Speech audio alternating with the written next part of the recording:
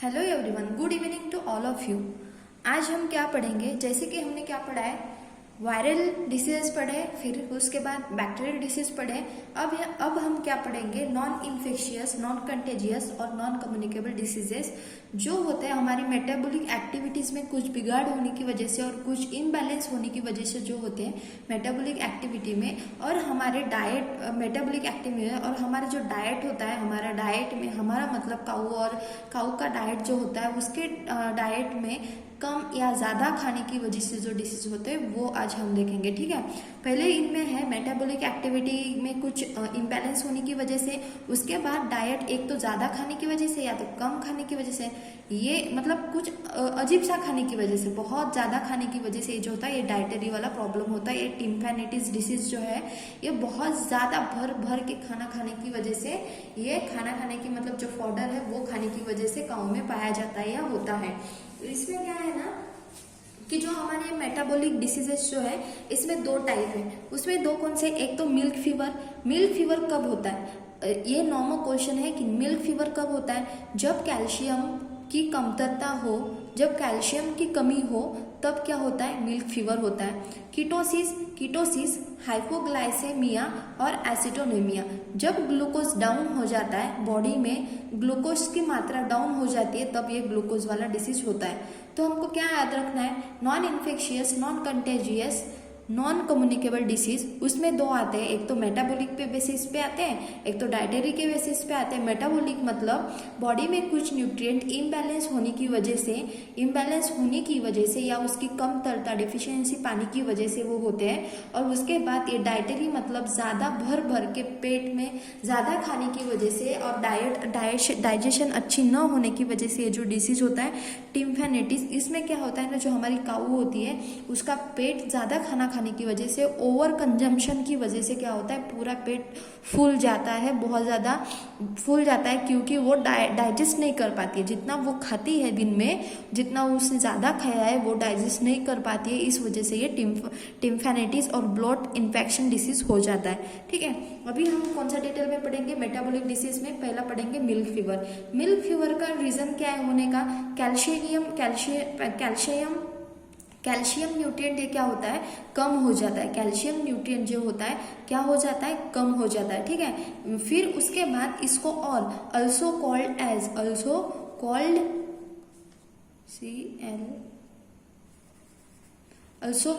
As a parturient paresis बोलते हैं इसको, मिल्क फीवर को। और ये कब पाया जाता है, after 70 days of calving. After 70 days of calving मतलब से 2 मंथ आफ्टर काल्विंग के 2 मंथ आफ्टर काल्विंग 2 मंथ के बाद ये कैल्शियम डिफिशियंसी पाई जाती है। अभी लॉजिक क्या है कि 2 मंथ के बाद कैल्शियम डिफिशियंसी पाई जाती है। देखो हमने क्या पढ़ा था, काऊ है, पहले क्या पढ़ा था कि काऊ होती है, उसमें मेल फीमेल उनका क्रॉस किया, जो हमारी होती है काऊ में मेल फीमेल होते हैं, उनका क्या किया हमने, क्रॉस किया। फिर हमको एक जो इन्फेंट मतलब जो बेबी है वो मिला। फिर क्या होता है ना, इसको क्या होता है, ये जो काफ होता है इसको 2 मंथ तक मिल्क दिया जाता है। ये पढ़ा था हमने, 2 मंथ तक मिल्क दिया जाता है, क्योंकि इसका जो होता है ना सेपरेशन, वीनिंग जो होता है ना, वीनिंग पीरियड, वीनिंग अब आफ्टर 2 मंथ करते हैं। बर्थ के 2 मंथ के बाद क्या करते हैं, वीनिंग करते हैं। मतलब वीनिंग करने के बाद, वीनिंग मतलब क्या होता है, काऊ की मदर से काफ की मदर से काफ को क्या अलग कर देना। ठीक है, ताकि वो मिल्क छोड़ के मिल्क थोड़ा थोड़ा कम पी सके और जो उसका डाइट है और वो दूसरा फीडिंग कर सके दूसरी चीज़ों पे, इसलिए उसको अलग किया जाता है। ठीक है, उसके बाद और ये भी रीज़न होता है कि वो अभी बहुत बड़ा हो गया है और वो बहुत ज़्यादा दूध भी पीता है, कि उसकी मतलब 2 मंथ का वो सफिशिएंसी, वो उसको जो ज़रूरत होती है वो पूरी हो जाती है। इस चीज़ की वजह से क्या होता है ना, आफ्टर 70 डे मतलब 2 मंथ प्लस डेज हो जाते हैं, 2 मंथ और 10 दिन हो जाते हैं। इन काफ पीने के बाद उस काऊ में बहुत सारी कैल्शियम की कमतरता होती है और कैल्शियम की कमी पड़ती है, इस चीज़ की वजह से मिल्क फीवर हो जाता है। ठीक है, इसमें कॉजेज क्या है, कैल्शियम लेवल डाउन हो जाती है, फेलियर ऑफ कैल्शियम रिजर्व, और कैल्शियम बॉडी में और क्रिएट होने का या और रिजर्व होने का कोई भी क्या होता है सोर्स नहीं होता है, वो कम हो जाता है और उस चीज रिजर्व के लिए वो फेल हो जाती है। इस चीज की वजह से क्या हो जाता है, मिल्क फीवर हो जाता है। इसमें सिम्टम्स क्या होता है, within 72 hours 3 days of calving, 3 days of calving, 3 दिन के बाद बर्थ होने के बाद, बेबी के बर्थ होने के बाद 3 दिन से ये क्या हो चालू जाती है, ये कैल्शियम डिफिशियंसी चालू हो जाती है। ठीक है, फिर उसको क्या होता है, cow shows excitement, initially cow क्या करती है, एक्साइटमेंट शो करती है, इन कोऑर्डिनेशन मूवमेंट होती है उसके जो पैर और हेड की, वो मतलब कैल्शियम डिफिशियंसी कम हो जाने की वजह से वो ऐसे आड़े टेढ़ी चलने लगती है काउ। ठीक है, मतलब वो प्रॉपरली ऐसे सीधा चलती है तो नॉर्मली जैसे चलती है वैसे नहीं चलती है, इन कोऑर्डिनेशन होता है उसके मूवमेंट में। ये सब सिम्टम, ये वाला उसका क्या है, सेकेंड सिम्टम्स है। उसके बाद जब काउ सोती है तो काऊ के पैर कैसे, काऊ के पैर नॉर्मली, उसके पैर अगर ये काऊ है तो उसके पैर ऐसे रहते हैं, ठीक है, ऐसे रहते हैं, बट वो जब सोती है, जब उसको कैल्शियम डिफिशियंसी हो जाती है तो वो क्या करती है, ये अपने पैर ऐसे लेके, ये इधर ऐसे लेके और ये मुंडी इधर ऐसे लेके एक जमा करके ऐसे सोती है, क्योंकि उसको बहुत तकलीफ होती है और ये उसका हेड कैसे ऐसे हो गया, तो ऐसे वो सोती है। ठीक है, उसके बाद डायलेशन ऑफ प्यूपिल होता है। डायलेशन ऑफ प्यूपिल मतलब क्या, ये हमारी काऊ का फेस है, डायलेशन ऑफ प्यूपिल मतलब रोती है, रोती है मतलब उसके आंख से क्या होता है, पानी आता है, आंख में से पानी आता है। उसके बाद इम्पाल्पेबल पल्स, मतलब जो उसकी पल्स होती है वो ढूंढने पर भी मिलती नहीं है, इतनी कम होती है। ठीक है, फिर उसके बाद इन सब चीज़ों के बाद वो कोमा में जाती है, उसके बाद उसकी क्या हो जाती है, डेथ हो जाती है। एक टप्पे में एक सिरे से स्टोरी जैसा देख लेते हैं। पहले क्या है, मेटाबॉलिक डिसीज है। मेटाबॉलिक डिसीज में क्या है, मिल्क फीवर है, मिल्क फीवर मतलब कैल्शियम की डिफिशियंसी वजह से, कैल्शियम कम होने की वजह से, कीटोसिस ग्लूकोज कम होने की वजह से होता है। उसके बाद हमने मेटाबॉलिक में मिल्क फीवर देखा। मिल्क फीवर को पार्ट्यूरियंट पैरासिस बोला जाता है। ये कब होता है, 70 days आफ्टर काल्विंग, मतलब बेबी विनिंग के टाइम, या हम कि ऐसा ध्यान में रख सकते कि बेबी के विनिंग कब होती है, 2 मंथ के बाद, तो उसी पीरियड के दौरान इसको क्या हो जाए, मिल्क फीवर हो जाता है। बट ये मिल्क फीवर कब मतलब सिम्टम्स दिखाना चालू करता है, कब उसको स्टार्ट हो जाता है, तो वो 3 days आफ्टर काल्विंग, बेबी का बर्थ हुआ है उसके आफ्टर 3 दिन के बाद वो चालू हो जाता है। क्यों होता है, कैल्शियम डिफिशियंसी, कैल्शियम कम होती है, कैल्शियम लेवल कम होती है और कैल्शियम बॉडी में आने का सोर्स भी रहता नहीं है, इस वजह से। सिम्टम्स क्या है, वही कि वो 3 दिन के बाद सिम्टम्स चालू हो जाते हैं। उसके बाद इनिशियली वो एक्साइटमेंट शो करती है, इनिशियली काउ शोज एक्साइटमेंट, उसके बाद उसके मूवमेंट में, चलने के मूवमेंट में क्या इनकोऑर्डिनेशन आता है, सोती है तो अपने पैर और मुंडी पूरी जमा के सोती है, उसके बाद उसमें उसके आंखों में से पानी आने लगता है और उसके बाद क्या उसकी पल्स जो होती है वो भी धीरे धीरे कम हो जाती है, वो कोमा में जाती है और उसकी फिर डेथ हो जाती है। ये सब सिम्टम्स है किसके, मेटाबॉलिक डिसीज में से मिल्क फीवर के। उसके बाद हम देखेंगे कि कौन सा है, क्या बोलते हैं उसको, कंट्रोल मेजर कौन सा है, treatment and control.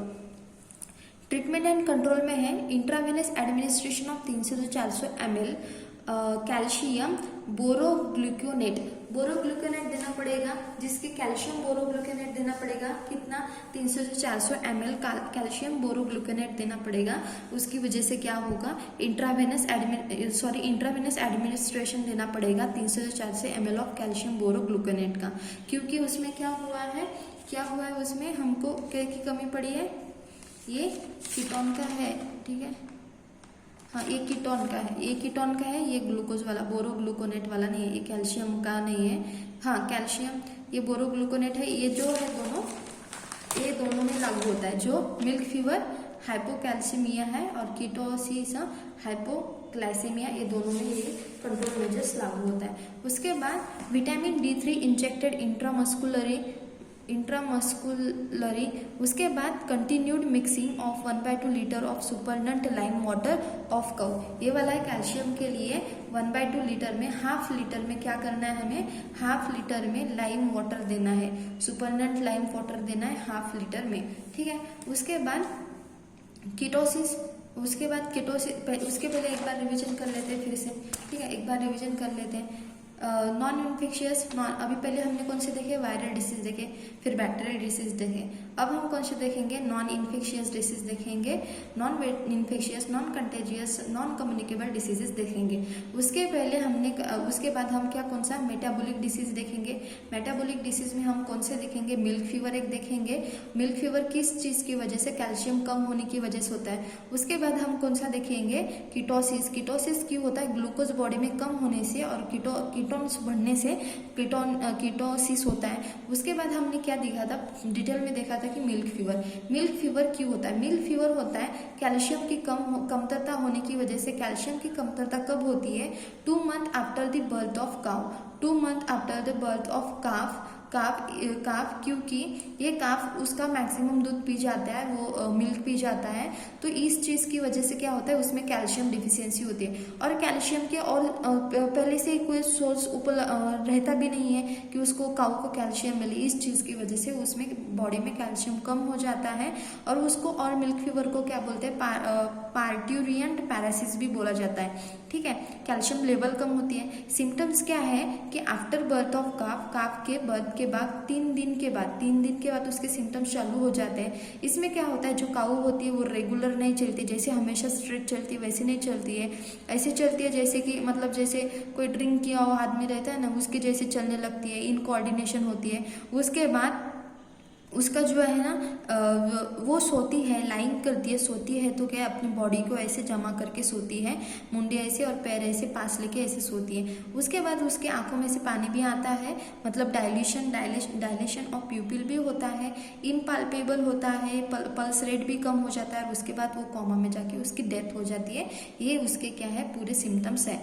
I hope आपको अच्छे से समझ में आया होगा। और आज जो हमने पढ़ा है, non infectious, non contagious, non communicable disease, उसमें से जो मेटाबॉलिक में से जो 2 थे, मिल्क फीवर और कीटोसिस था, उसमें से हमने देखा है मिल्क फीवर। ठीक है, आई होप आपको समझ में आया होगा। कल फिर से मिलेंगे, कौन से, कीटोसिस के साथ फिर से मिलेंगे। Till then take care, thank you so much.